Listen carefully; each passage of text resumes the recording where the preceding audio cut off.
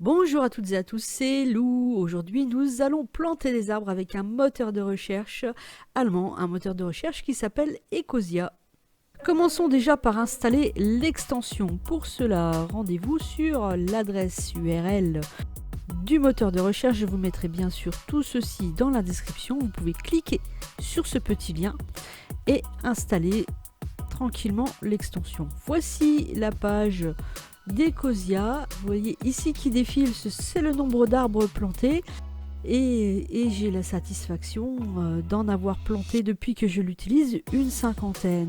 En faisant défiler l'écran, vous pouvez accéder à la charte d'Ecosia et y compris au blog.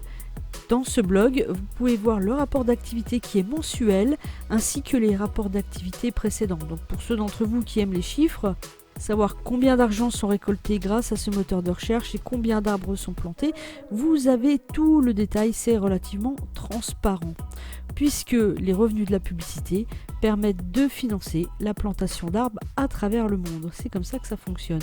C'est un véritable moteur de recherche, donc allons voir un petit peu dans la bête. Eh bien, par exemple, si je fais des recherches sur des images, je peux utiliser un filtre comme dans Google, exactement pareil, et par exemple sélectionner les images en fonction de leurs droits, des droits d'auteur. Donc pour ceux d'entre vous qui recherchent des images libres de droit, c'est une possibilité également d'utiliser le moteur de recherche de cette façon-là. Si nous allons voir dans les paramètres, ils sont simples, puisque les paramètres vont consister à choisir la langue et le pays d'où on fait les recherches.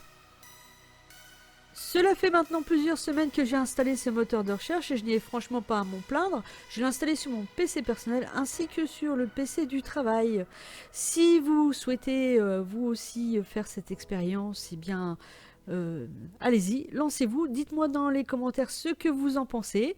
Et puis si vous avez aimé, n'hésitez pas à mettre un like, à vous abonner à la chaîne et je vous dis à très bientôt pour un nouveau tuto.